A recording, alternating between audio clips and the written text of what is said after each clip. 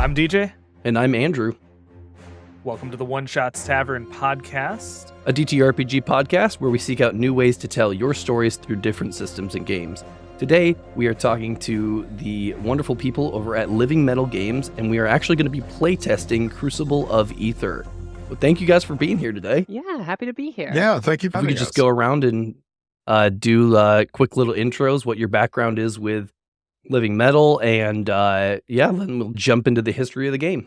I'm Jackie. I am the creative director and sort of lead at Living Metal Games. We were formed to work on Crucible of Aether. I personally have been playing TTRPGs for much of my entire life. Started with Pathfinder First Edition during sort of the Fourth Edition deluge, and have danced all around the genres from your crunchier dungeon crawly games to your Forged in the Dark and everything in between. And awesome. I'm just excited to be part of that stage. Yeah, and I'm Mike. I'm one of the writers on the team. I actually wrote the one shot that we're going to be playing today, The Fall of Haywood House. And I have been involved in TTRPGs a much smaller amount of time, about 5 or 6 years now. Started playing with D&D, playing a little bit of some other on the crunchier side of games like Cyberpunk, as well as, Powered by the Apocalypse stuff, Monster of the Week, things like that. We are also joined by our wonderful friend here, Will Messler. You may have seen him on some other episodes. He goes way back with DJ and I. We started out on Pathfinder 2. Not on Pathfinder 2. On Pathfinder as well. So I think officially I cut my teeth on 3.5 first, but quickly jumped over, it sounds like, around the same time as you, Jackie. So in a way, I think, I don't want to speak for everybody, but pulling up the character sheets for Crucible of Aether, the first thing I thought, I was like, this reminds me of like a decade ago, and not in by no means in a bad way, in a like nostalgic way, because I think that, as we've had a huge shift towards more narrative games, rules have gotten really, really light. And like, that's good in some tables and stuff, but there's also so much of like the build crafting and like gritty crunch that a lot of people crave. And that's why they end up playing games like Pathfinder still for years and years and years. Right. So I'm excited to play around with that. We said off podcast, this looks like probably one of the crunchier games that we will have tried out on the podcast so far. So we're excited to get into that. Yeah. How many people are on your guys' team? We currently have, so there's obviously myself as the lead, but we have 2 dedicated writers, Mike included. We also have a sort of designer and layout person who actually worked on our logo and has designed the character sheet and all of that stuff. And then we have a couple people on contract, including some artists and editor at the moment. Big team for a super small indie, small team for a large project. Well, I'm really excited to get into this and to kind of learn not only the mechanics, but some of the lore of the world, and like your inspirations and stuff behind it, because this it looks like it's going to be a ton of fun. Yeah, I guess I'll start that off and then turn it over to you guys with a question. I think mainly focused to Jackie, because it sounds like this kind of birthed from you. What was the thing that pushed you over the edge from, probably hypothetically, feel free to tell your story, homebrewing the crap out of Pathfinder and then being like, okay, I'm not satisfied, I need to make something else? Like, what was that turning point for you, like in the initial origin of this game? So it did come from Pathfinder, and it came from a few talking points. Is it okay if I tell a slightly long-winded story? Absolutely. Please, we will Cool. enjoy Yeah. it. We're in a podcast, aren't we? Yeah. I know, but we're all trying to make good television. So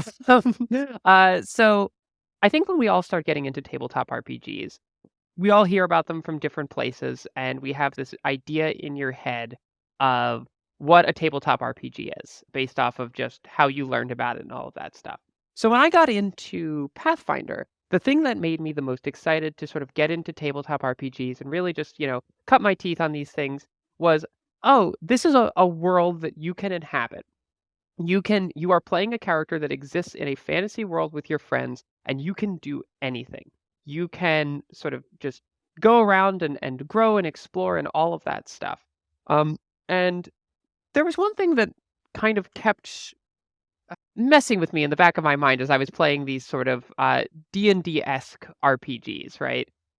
Which is that this is a game about fighting. Yes, there are other ways to do things. There are crafting systems. There are systems to sort of rule kingdoms, depending on the extra supplements you have, depending on your GM.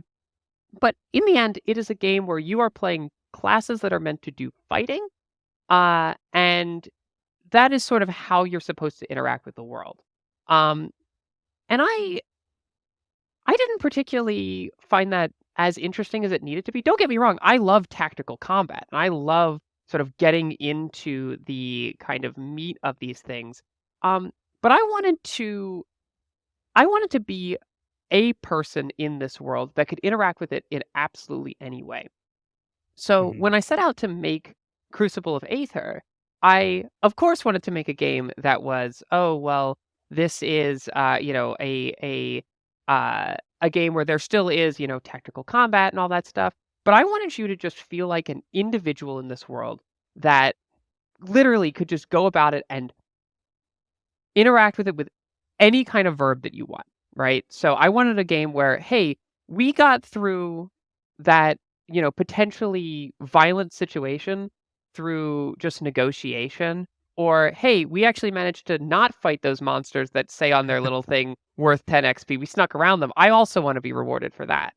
And so that was part one of sort of what inspired me. The second thing, which is I think also the other main talking point about Crucible of Aether, is that a lot of the times, in your sort of standard D&D style games, you have, say, a character class. A lot of the times I played with a lot of GMs that would be, what's the word? They would create their own kind of custom worlds and stuff. And I would be like, okay, in your world, what is a bard, right? Oh, I want to play a bard. What's a bard in your world? Or what does it mean to be a wizard in your world? And they would usually have some explanations. So maybe there's some court of mages. Maybe magic is this, or maybe it's frowned upon, or it's not. And I said, okay, that's really cool, but I wish that my character, as I was making them, already knew where I was in the world. Like I wanted to make more or less pieces of a character. I wouldn't call them classes, but pieces of a character that had a place in the world by default. So when I set out to make a lot of the kinds of things in Crucible of Aether, you'll notice today that like there are things that people are playing are named after, factions or certain faiths and things like that. I wanted you to already understand your position in in the world, and also be given sort of an ideology for you to either work with, work against, or kind of take alternate takes on. But I wanted you to feel like you existed in this world, which is, too long didn't read. That is the main thing that inspired me to make this game. That's so good. I wanted to make a game where you exist in the world. So essentially, you built the game with the sandbox in mind and gave the tools in order to interact with that sandbox so that players can go in and affect their surroundings the way they want to affect their surroundings. So if they want to build the sandcastle, they can build the sandcastle. If they want to build the moat, they can build the moat. Everything they need is packaged right here in Crucible of Aether's rule set, essentially. So here is a crunchy set of rules that is going to allow you to be as creative as you want to be. Yeah, Absolutely. that's awesome. I think what's nice about that is it's a matter of like you said, again, not to start the D&D bashing podcast, because we all have our own version of love for it, but like yeah, of course. It's like you said, like I go to play a wizard that doesn't inform me enough, right? Like it lacks the grounding in the setting, and really it's because the rule set is built to be quote unquote so flexible, but ends up giving you, at least on the role play side, a lot less tools to ground you or inspire you or like let you interact with the world around you.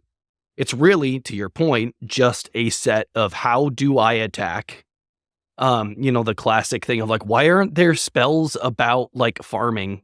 Like, I think there's like one, right? Like, like, why aren't there Yeah. spells about other things other than like mind control for social encounters, which may be ethically a little screwy, and fireball, right? Like, I want to nuke them.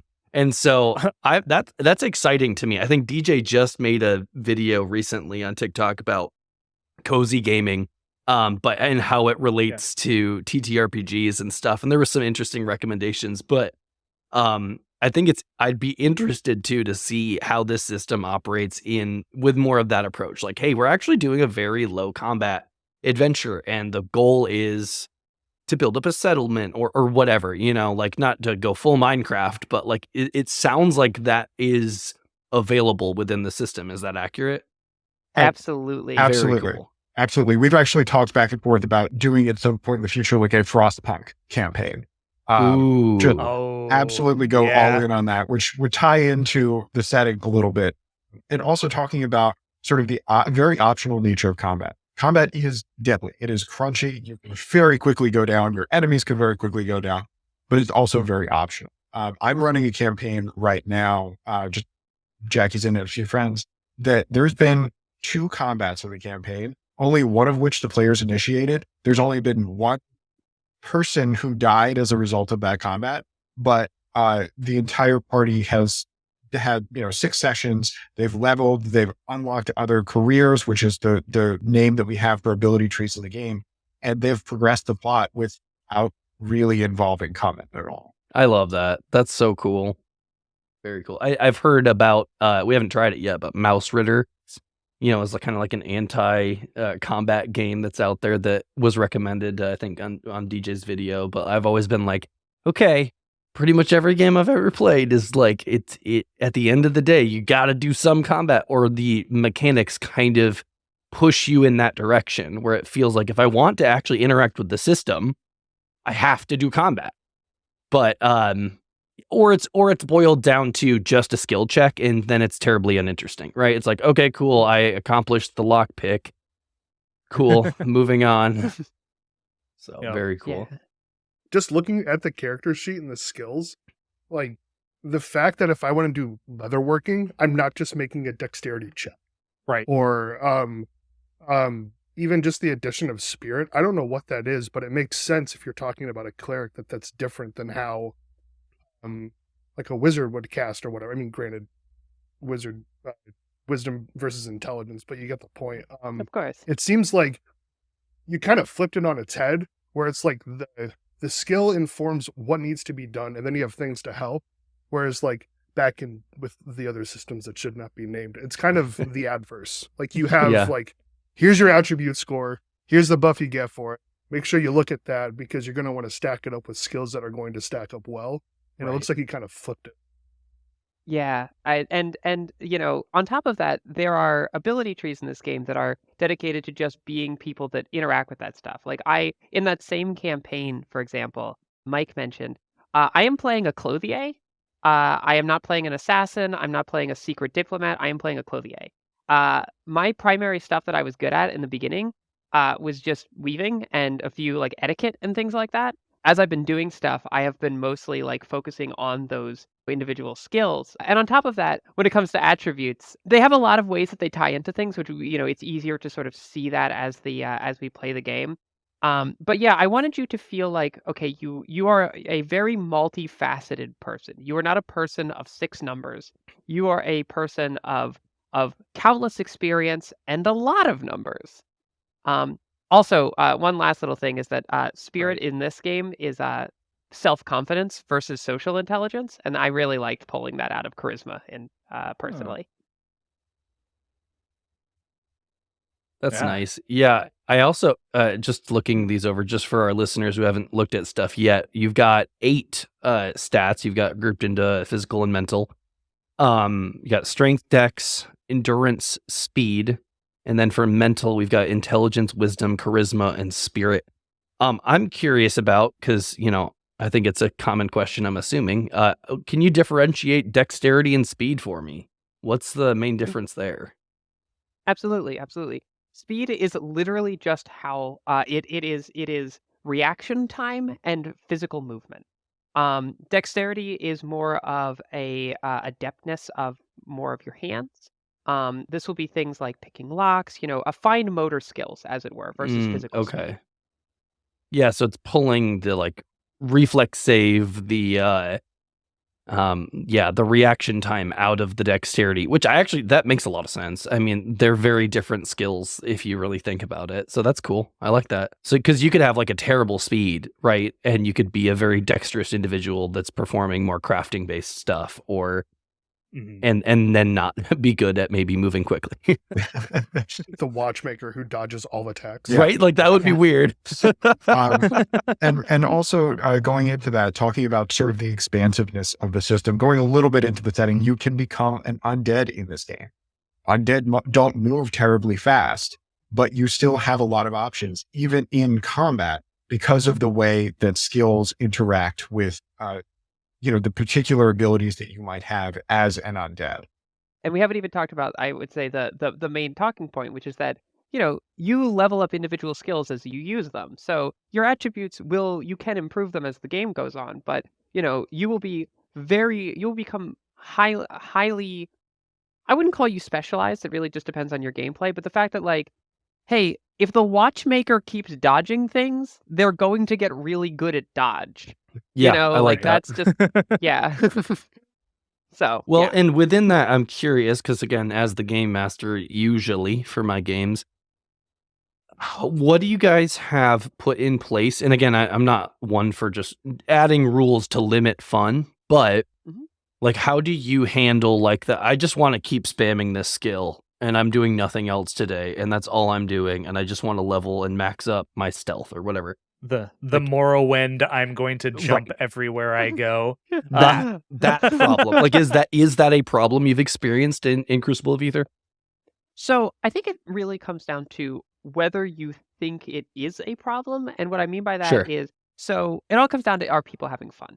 Yeah. I have had somebody have an entire session where they are just doing business, where they are messing with a sort of a corrupt noble's finances while other people are doing things, and they are just spamming business, and it's really, really fun.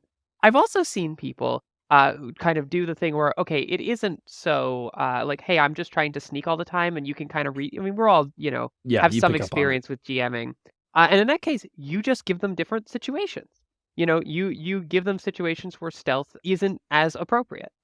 You have people that have either really high perception or just literally, hey, you can't stealth your way into a bank vault. It's locked. You just different challenges. And things like that. Yeah, that's fun. Yeah. As you level skills, they do get a little bit harder to level. And if you are spending the time into spamming a particular skill, not only are you going to advance a little bit more slowly and get fewer of the shiny toys that the other players are going to get, you're also going to have your numbers go up more slowly than you would if you approach the game in a more holistic way. Okay, yeah. So that almost grabs from like, Andrew said this off the bat when we first kind of jumped onto the call, but that sounds like it's really pulled from video games. I mean, specifically Oblivion and Skyrim. Mm-hmm. This game was hugely inspired by Morrowind. The setting not so much, but a lot of the non-combat mechanics, I probably will say I'm not inspired by Morrowind combat. Right. I think what's interesting is lately I've been looking at a lot of different systems and talking to different designers, and we look back on the history of gaming, and it was the case that, Doom and all these early games, they were informed by TTRPGs. But we've then kind of extended the experience so far now that usually for most of us, I'm guessing we were playing video games before we were playing TTRPGs.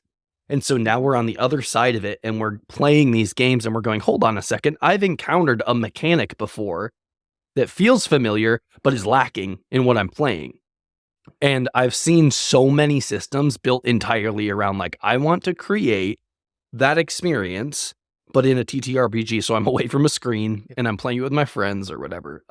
Like Spencer Campbell, he did like a Dark Souls solo TTRPG called Rune that's incredible. And it feels truly like tonally and mechanically so much like that experience from Dark Souls.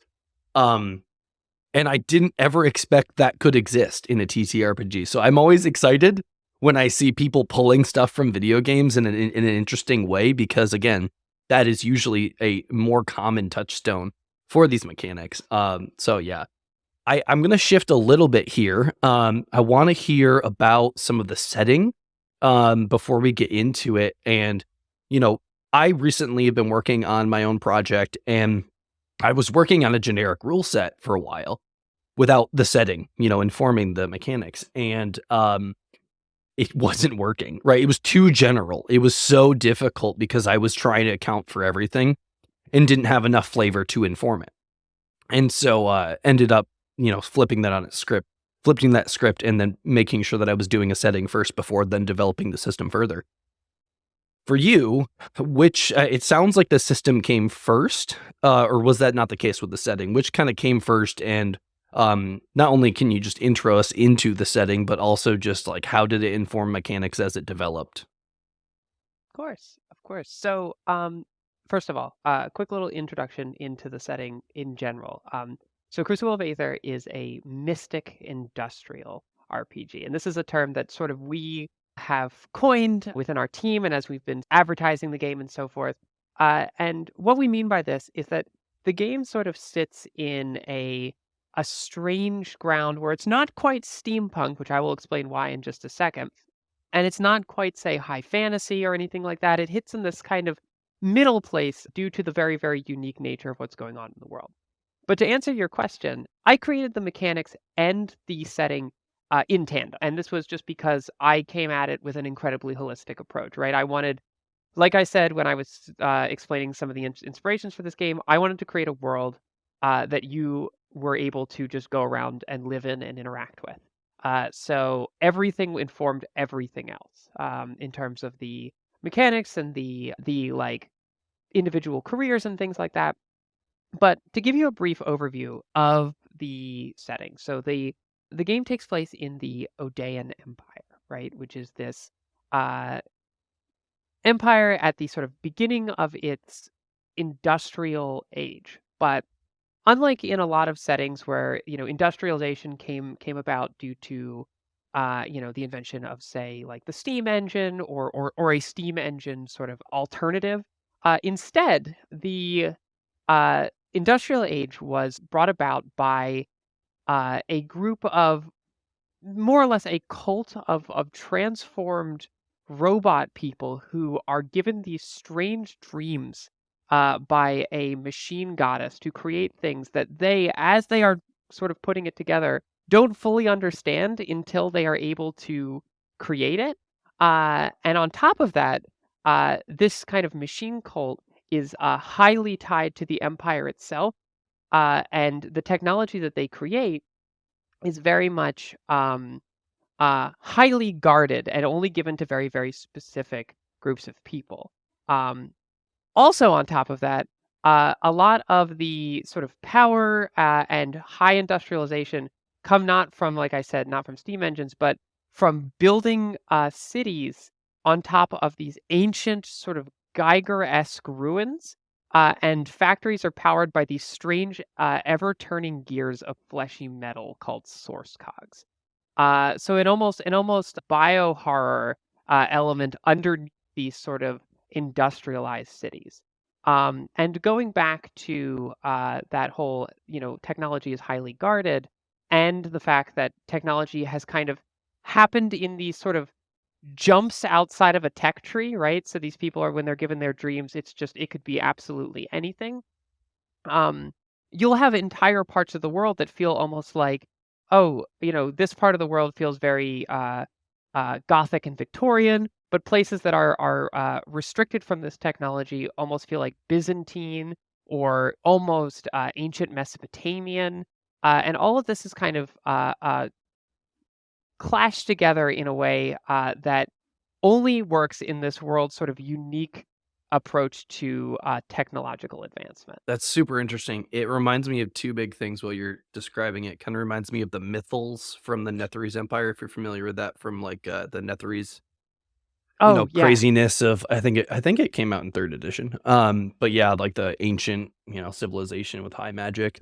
But it also definitely feels more tonally similar to, I'd say, like Final Fantasy like 9 and like some of like the lower complexity ones. So Final Fantasy 9 maybe a little bit more steampunk than what this is, but definitely feels what are some of the other inspirations for this other than like, you mentioned Morrowind from like a kind of more mechanic point of view.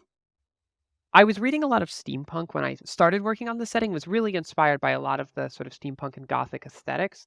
But I was a little bit frustrated with a lot of steampunk fiction at the time being very focused on industrial progress, but not like the actual effects of industrialization. So this world has, instead of it being entirely like, oh, it's all about invention and creating the new thing and putting gears on your hat.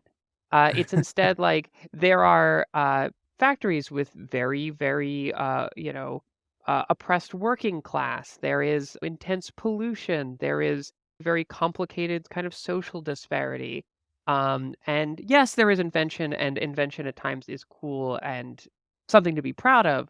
But it's the very real effects of what is a society discovering more or less untethered capitalism. Yeah, the Yeah, consequences of Yeah. everything. Yeah, I Yeah. love that. And it's again very really tied into the mechanics. You can actually become a union organizer in this system. I love Mhm. that. Yeah, it is one of the career trees, and you unlock it by starting a union. It's pretty cool. That's awesome. Amazing. Nobody's human here. Yeah, I noticed that. Okay. Yeah. Everybody has a little bit of animal features. It may be, somebody has talons and claws instead of feet. They've got feathering on their faces or hands. They may have insectoid features. They may have canine features or a little bit of a mouse person. But nobody's playing base human here. You all stand on a wooden walkway suspended above a knotted mass of metal spun into tendrils, veins, and great cords that layer and wrap and weft around and over one another. The metal strands kaleidoscope into different hues, from the dull red of dried blood to the sheen of new forged silver. Those strands are living metal, created by the ancient civilization known as the Doctile. Living metal made up every inch of Doctile technology, their devices, and their long-abandoned cities, now known as the Doctili Hollows. Living metal covers every inch of the landscape around you as far as the eye can see, or at the very least as far as you can see, through the smog and between the crowds, the factories, and tenement buildings of this city. For the walkway you stand on is in the middle of Queen's Court, the very political and economic center of the Empire of Odeos. It's a sprawling metropolis known by many names: New Gradar, the Iron Expanse, the Spiderweb City. The city was built more than 2 centuries ago atop the largest Doctili Hollow in the known world, stretching for miles in every direction. Queen's Court itself is also the largest city in the known world, with everyone, from the wealthiest noble families to the poverty-stricken who toil in factories, forging a life in a city jerry-rigged over ancient ruins. No one has mastered the secrets of the Doctile. People cannot even destroy these living metal structures. Instead, they build over and through and around. Wooden boardwalks thread through the city instead of roads. Houses cling to the few patches of bare rock or perch precariously over a metal landscape that seems, at times, to breathe. People only went to all that trouble to access the most valuable of Doctili artifacts: source cogs that spin endlessly and now power the vast clockwork factories of Empire. Hundreds of If you're interested in the entirety of our playthrough, you can go ahead and check it out on our Patreon first to get the full video version, albeit there's a couple weird processing errors, some glitchy stuff that we had in the recording process. You can follow us over on Spotify, Apple, what have you, and jump in and listen to the entirety of that playthrough right now. That was a lot of fun. Yay. Yeah, I'm glad you I all don't had think Yeah, I've ran a lot of dinner parties. It's always a nice little switch up. Absolutely. I enjoyed that. I had fun. That is kind of how we don't rate things, we don't review things. It is merely a did we have fun? Did we not have fun? And that's okay. because just because if I said I didn't have fun, doesn't mean that someone else wouldn't enjoy this, right? Because that's the nature of tabletop RPGs. Is there is a tabletop RPG for everyone. I very much had fun with this one, so I would say probably would be something I would visit again. I think that Absolutely. for me, the thing I expected to happen kind of didn't in a good way. I'm a little cautious when it comes to the crunchier stuff, so I think that maybe even in us describing our first impressions to you guys may have been like, it's not that crunchy. Because it's kind of not. It's like once the stuff is set up, right? It's all the crunch is baked, right? You're not doing a whole lot of extra labor Right. in order to accomplish what you want to do. And so I think that that's nice. I struggle with the XP only on success thing because like I will always want like people to fail forward, when I'm running games. So that's something that I don't love as much, but I don't know if it's wrong, right? Like there's plenty of games that run it that way. That's much more of a preference thing. But yeah, like there's a lot going on here in a good way that it was not nearly as overwhelming. I mean, putting together a character sheet first session would probably be a lot, I would imagine. But I could be wrong there. But I think that overall it was a very flexible and there's a lot going on that we could do that was a lot of fun. Yeah.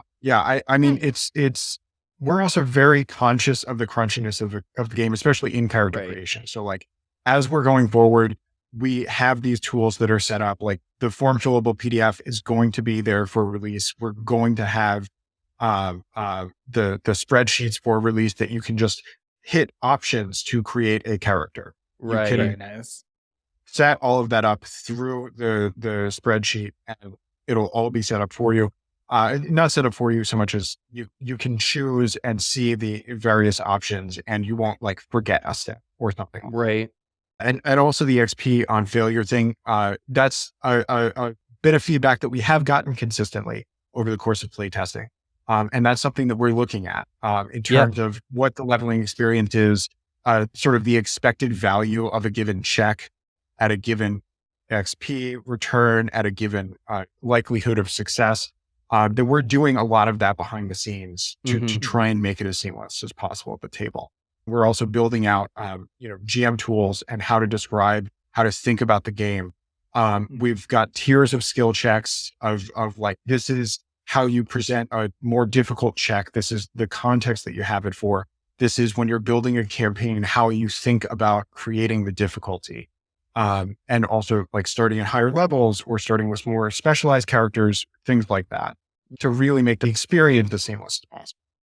I think the thing I like the most. So I was expecting by how crunchy keep saying crunchy, by how complex the character sheet looks, that it was going to kind of have like a 3-5 flavor to it, where it's like these are your actions and here's what you're going to do. But in actuality, it was almost, I mean, I can say a lot, but it was a lot like Cypher. I just told you what I wanted to do, and the GM decides what is the skill check that would make the most sense for you to do that. And then you need to explain why that's the case. So where I was expecting a lot of railroads, they weren't necessarily there. And then even like just as you've been playing, I've been looking at the rules companion. I really like how your mastery trees, they flare out instead of the other way around. So like you don't have to worry about kind of like picking the wrong feat or whatnot like you would have to do in Pathfinder. So I had a lot of fun. I definitely do think I want to play this again. I want to see how combat works too. Right. I think that's something I'm really interested about, and if that flexibility is still kind of there as well. Absolutely. Which I definitely think would. Oh, it definitely is, and yeah, the combat is something that is, far from the end of okay, well, you still just make a check.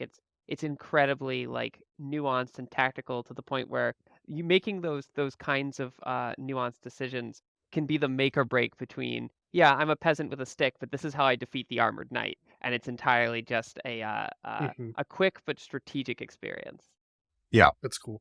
And it also weaves through, your character building choices as well, that some of the careers mesh with each other really, really well, make for some really powerful combinations, or even within careers, you can have very different approaches to combat.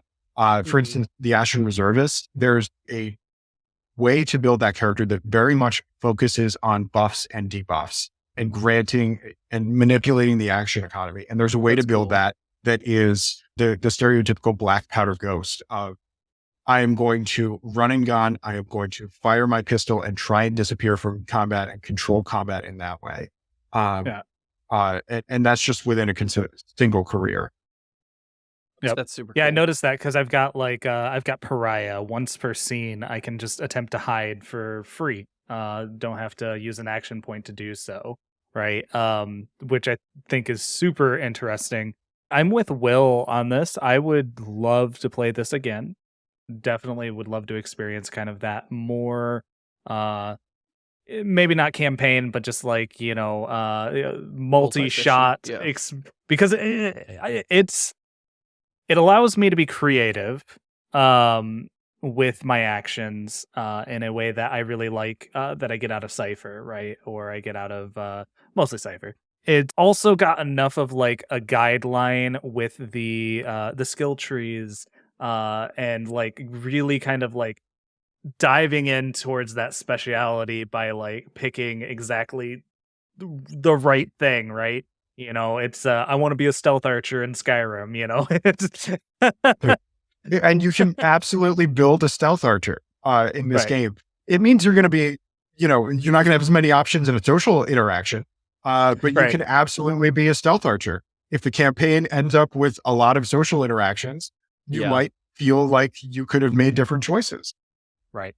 Yeah, I mean, for me, most of my stuff is all like combat. It's centric-esque. Like I still have like a buff to perception, and I have some skills that I could use outside of that. But it kind of fell on just skills and roleplay for me because we weren't in that. But I definitely could see how like picking up a different skill tree or not skill tree, but career or whatever would help kind of augment that depending on the flavor of the game as you're progressing. You're like, okay, I have these mechanics in my back pocket for when things go awry, but I've actually invested more in the flavor of the game we're running without what looks like too much of a penalty, right? Like it always sucks when you build a character for a specific kind of campaign and then things go in a different direction. And it's just like, oh, I don't have those abilities like to really use right now. They're just kind of on a shelf. But this seems like there's a lot of, I don't know, there's more going on, so you can still find ways to make use of it. Well, there's like no waste too, right? Like if you're gonna be, super Rogerton's 5,000, you can do that. But if you're stuck within a social situation, you're gonna be using those skills and getting XP in those skills. So like it's not so much what I choose when I level up is going to shape the character. It's like, no, the things that you need to get done and done well are going to shape your character. Which almost like real life. Yeah. What? Well, Yeah. and it's also a Immersion? situation of like characters can at the end of a campaign be completely different from what you conceived of at the start. I love that. Like our character in one of our playtest campaigns has started out as sort of an itinerant warrior priest and has invested in the physician career and in healing people. Other players, the thief career might be the most frequently unlocked of careers, but no way. I know. Yeah. RPG players wanting to steal things? What? Never. Never. But there's a lot of that other was unlocks that come out along the way. Now, on there's the flavor side and kind of to the setting, by the way, really enjoyed the setting. It's not like a lot of environments that I've played in, so that was really fun and flavorful. Have you all considered with Crucible of Aether? Wait, is it Aether or Ether? I say Aether. Aether. Other people say Aether. Ether. Okay. They're both Yeah. correct. So with this game, what do you see like down the road? Like, one, I want to talk about playtesting, but two, like, do you see like with this game maybe making another setting for it that uses the similar mechanics, and you've got, you know, your Starfinder to your Pathfinder kind of thing, or is that something you guys have looked at? So, first of all, the setting is huge and expansive. Right. We in the Rules Companion have kind of cut down a lot of what we have in what is the actual rule book that we have kind of been working on internally. And there is, a huge, variety of different parts of the world. That being said, even that, the amount of things that we have in the core rule book is only a portion of the greater world, and there are other places that have very different vibes. I talked about a little bit of Yeah. that old empire that was destroyed by plagues. I have been thinking about if, and this is dreaming big for a game like this. Right. If things work out, I would love to have a setting that has slightly tweaked mechanics that takes place over there, which is very much more post-apocalyptic, or in other Okay. parts of the world that have other things. Also, that being said, the core idea behind this game, the leveling up skills, the different careers and stuff, are definitely hackable. So if Yeah. somebody did want to make a sci-fi setting, or if we did, if other people did, I would be happy to support that. And also, happy to do it myself if we have the space. Right. That's awesome. Andrew and and I are both writing our own projects right now, and mine's more of like a drop-in kind of thing, for the most part. Just And a I'm just sitting setting there, overtop the rules. yeah. And so I'm just like looking at this and like looking at like some of my like racing mechanics that I came up with, and I'm like, yeah, this could work to just drop in, like, because I have to like pay attention to all of the systems and all of the rollings, right, and be like, is my claim actually true? That this works And with most systems. I like this because there's this there's 100 possibilities when you roll the die on what you're gonna get, right? It feels like, yeah, sure, you could say it's very similar to rolling a d20, right? As far as like success and failure goes, but there's something about it that feels more like, what's the word I'm looking for? Granular? Granular, risky, like, even though every time I've ever had to roll a D100 in 5th edition, for example, I'll be honest, it's always been a failure. So It's this working is great for you. this is interesting. I it's a fun twist on the dice mechanic for a tabletop RPG. So Thank you. and the D100 system also sort of helps have a feeling of sort of granular advance. So like even within the course of a session, you could have 3 skills increased by 3 or 4 or Right. 5 or something like that. That it's a small but noticeable mechanical improvement Yeah. over in the course of a single session play. yeah. What Abs- kind of slightly shifting gears here, because I'm in this world right now, just starting it for the last month, and DJ's going to be going there with his racing mechanics.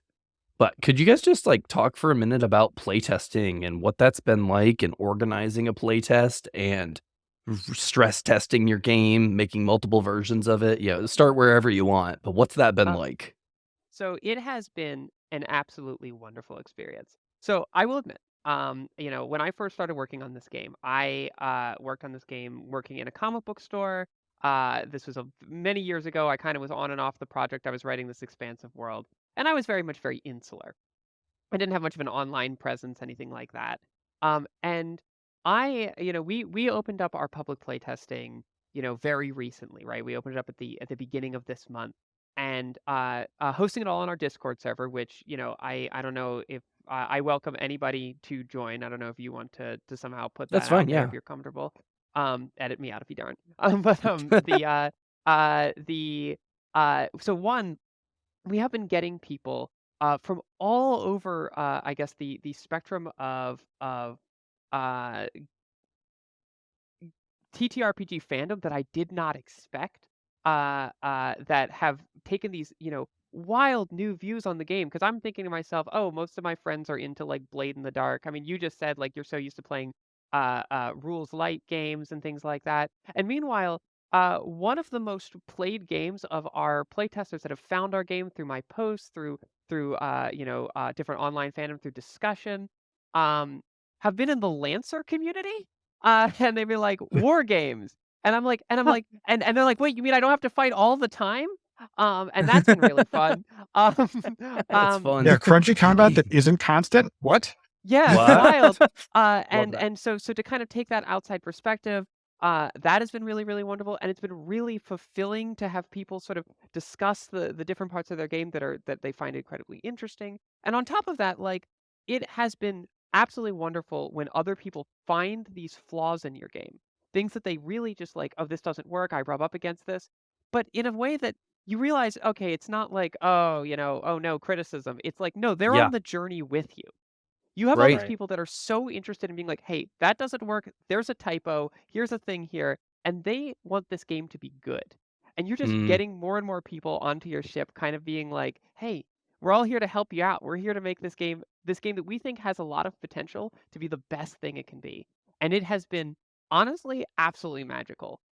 That also being said, we've been running a lot of playtests, which is really, really cool. And oh my God, is it tiring? But it is Yeah. worth it every time. definitely. Yeah, I've run Incident on Ilbra personally half a dozen times since I wrote the module. I think Jackie, you've run it 4 or 5 times now. Yeah, my 6 is on Tuesday. Yep.